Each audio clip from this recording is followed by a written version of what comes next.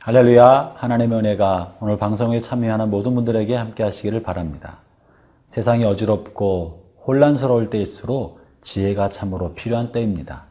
무엇을 해야 될지, 어떻게 해야 될지, 어떻게 이 꼬인 문제를 풀어야 할지, 지혜에 있어서는 솔로몬을 능가할 만한 사람이 없습니다. 솔로몬은 크리스찬이나 넌 크리스찬에게도 역사상 가장 지혜로웠던 사람이라고 알려지고 있습니다.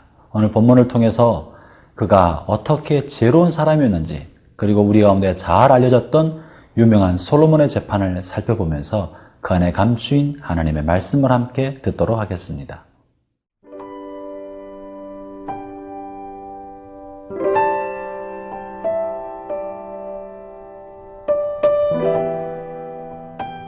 열왕기상 3장 16절에서 28절 말씀입니다. 그때에 창기 두 여자가 왕에게 와서 그 앞에 서며 한 여자는 말하되 내 주여, 나와 이 여자가 한 집에서 사는데 내가 그와 함께 집에 있으며 해산하였더니 내가 해산한 지 사흘 만에 이 여자도 해산하고 우리가 함께 있었고 우리 둘 외에는 집에 다른 사람이 없었나이다.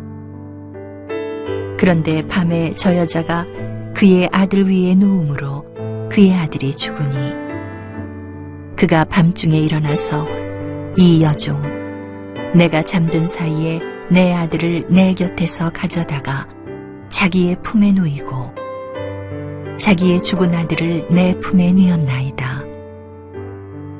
아침에 내가 내 아들을 젖먹이려고 일어나 본즉 죽었기로 내가 아침에 자세히 보니 내가 낳은 아들이 아니더이다 하매 다른 여자는 이르되 아니라 산 것은 내 아들이요 죽은 것은 내 아들이라 하고 이 여자는 이르되 아니라 죽은 것이 내 아들이요 산 것이 내 아들이라 하며 왕 앞에서 그와 같이 쟁론하는지라. 왕이 이르되 이 여자는 말하기를 산 것은 내 아들이요 죽은 것은 내 아들이라 하고 저 여자는 말하기를 아니라 죽은 것이 내 아들이요 산 것이 내 아들이라 하는도다 하고 또 이르되 칼을 내게로 가져오라 하니 칼을 왕 앞으로 가져온지라. 왕이 이르되 사나이를 둘로 나누어 반은 이 여자에게 주고 반은 저 여자에게 주라.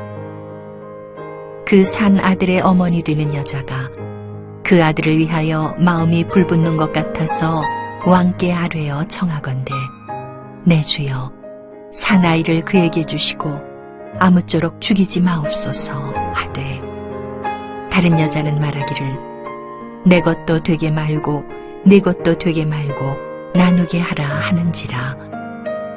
왕이 대답하여 이르되 사나이를 저 여자에게 주고 결코 죽이지 말라.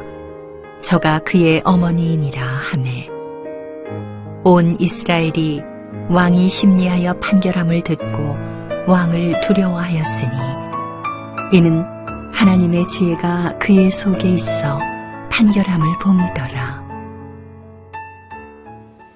왕으로서 경험이 부족한 솔로몬이 백성들을 올바르게 다스리기 위해서 하나님 앞에 지혜를 구하자 하나님께서는 솔로몬에게 지혜와 또 백성을 향한 올바른 통치력을 허락해 주셨습니다. 오늘 본문에서는 어려운 상황에 처한 솔로몬이 지혜롭게 이 재판을 펼쳐나가는 모습이 나타납니다. 본문에 나타나 있는 이 솔로몬의 지혜, 그 지혜 이전에 먼저 살펴보고 싶은 것은 이 문제를 일으킨 사람들이 누구인지 솔로몬이 귀를 기울여주고 있는 이 대상자들을 한번 살펴보고 싶습니다. 16절을 읽어보겠습니다. 그때 창기 두 여자가 왕에게 와서 그 앞에 서며 한 여자는 말하되 내 주여 나와 이 여자가 한 집에서 사는데 내가 그와 함께 집에 있으며 해산하였더니 솔로몬 왕 앞에 나왔던 사람은 창기들이었습니다. 당시 창기들은 사람 취급을 받지 않았던 사람들이었죠. 그들은 죄인이었습니다. 감히 왕 앞에 나올 만한 신분이 되지 못했습니다. 아마도 지방 관리들도 이 재판에 관심 갖지 않았을지도 모릅니다. 그러나 솔로몬의 놀라운 지혜의 첫 번째 대상자들이 솔로몬의 지혜를 펼쳤던 사람들 중에 성경에 기록된 주요한 사람이 바로 창기들과 관련된 사건이었다는 것입니다. 형제자매 여러분, 이것은 교회를 향해 굉장히 중요한 메시지를 주고 있는 것입니다.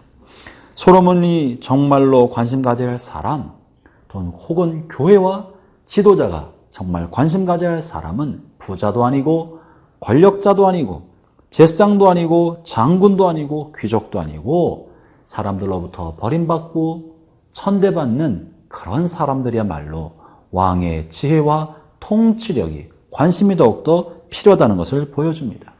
창기들을 생각해 보십시오. 남편도 없는 사람입니다. 또 자신들이 가지고 있는 아이의 아버지가 누군지도 몰랐을 것입니다. 자신들의 억울함을 풀어줄 사람도 없었고 자신들을 위하여 대신 하소연해줄 사람도 없었습니다.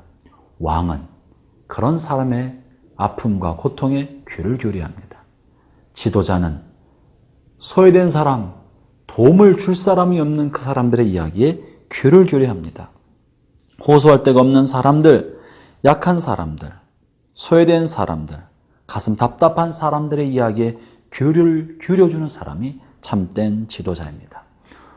사랑하는 형제자매 여러분, 오늘 하루를 보내는 가운데 솔로몬이 이 두 창기들의 이야기에 마음을 쏟아주고 힘을 기울여줬던 것처럼 오늘 우리의 삶에서도 도움이 필요한 사람, 또 힘이 없는 사람, 사람들이 무시하고 별로 관심 갖지 않는 사람, 그러나 누군가의 도움이 필요한 그 사람에게 여러분의 시간을 나눠주면 어떻겠습니까?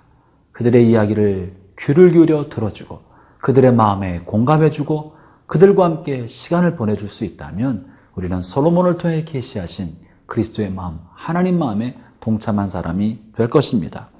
나에게 아무런 도움이 되지 않는 사람, 나를 위해서 무엇도 해줄 수 없는 그 사람을 위하여 여러분의 시간과 돈을 쓰십시오. 그게 진짜입니다.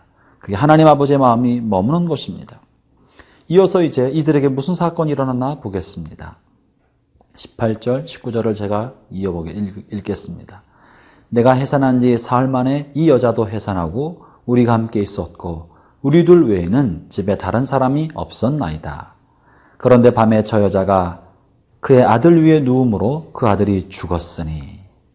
두 여자가 같이 있다가 두 여자가 같이 아이를 낳았는데 한 여인이 아이와 함께 자다가 아이를 몸으로 눌러서 압사시킨 것입니다.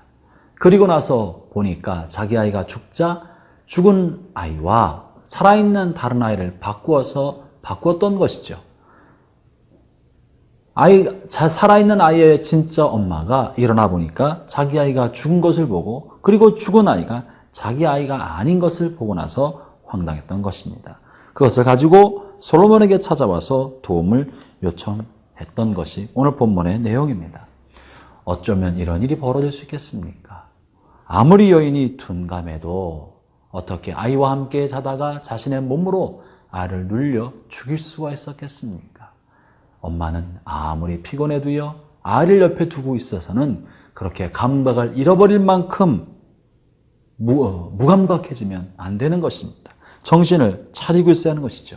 몸이 피곤하고 지쳐 있었기 때문에 아이의 상태를 돌볼 여력이 없었던 것입니다. 어찌 보면 이거는 교회의 한 모습을 보여줍니다. 교회가 또는 우리가 너무 분주하고 바쁘고 피곤해서 마땅히 내가 돌봐야 될 사람의 형편과 처지를 돌보지 못하고 있다면, 그래서 그들이 교회의 무게에 의해서 또 돌봐야 할 사람의 무거운 짐에 의해서 고통당하고 있다면 그는 어머니 역할을 못하고 있는 것이죠. 계속해서 우리가 이 여인을 교회로, 아이를 그 교회가 돌보는 성도로 생각하면서 본문의 말씀을 조금 더 살펴보겠습니다.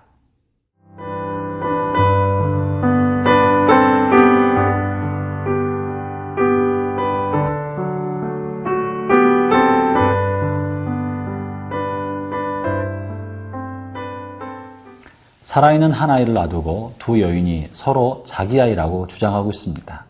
22절을 읽어보겠습니다.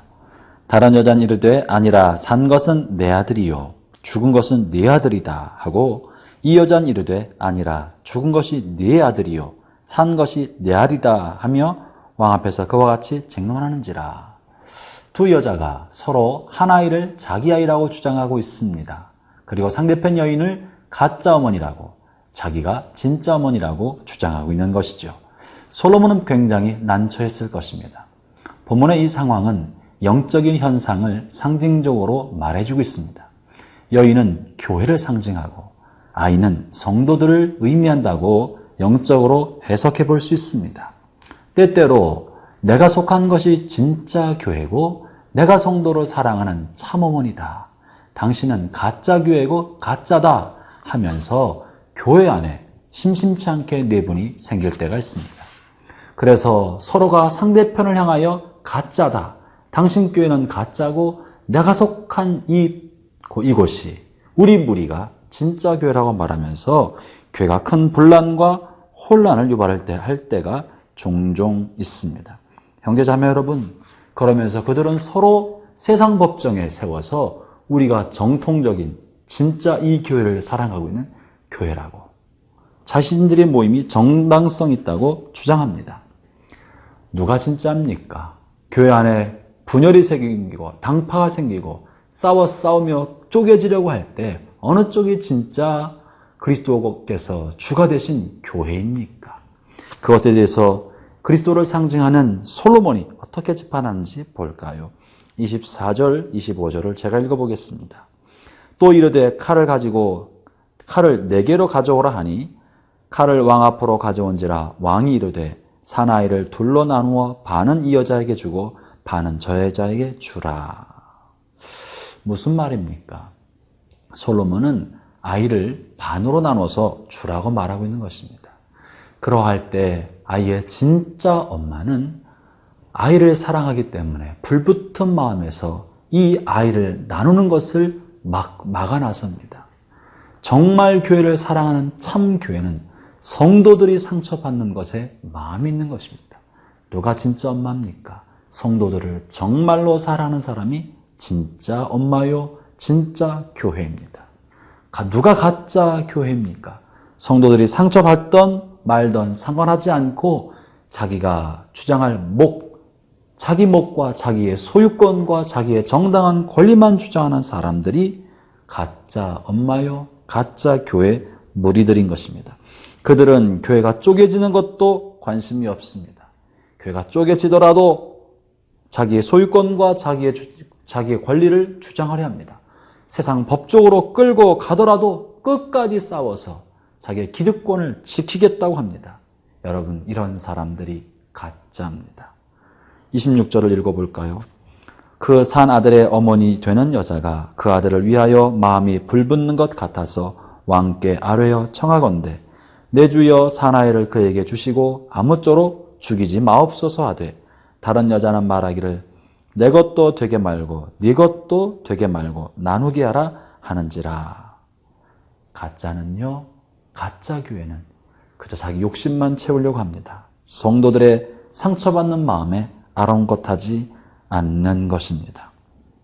그러나 참된 어머니 교회는 교회의 분열로, 분쟁으로, 법정 소송으로 성도들이 상처받고 교회가 쪼개지는 것을 두려워하기 때문에, 싫어하기 때문에, 그런 모습을 볼 수 없기 때문에 모든 것을 내려놓고 정당한 어머니로서의 권리와 기득권마저 내려놓고 양보하고 물러가려는 사람, 그런 교회, 그런 무리가 진짜입니다.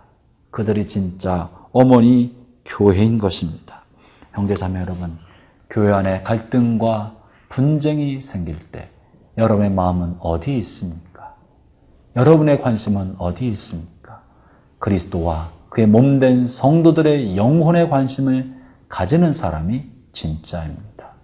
분열과 분쟁과 다툼과 자신의 정당한 권리를 주장하기에 급급한 사람은 가짜입니다.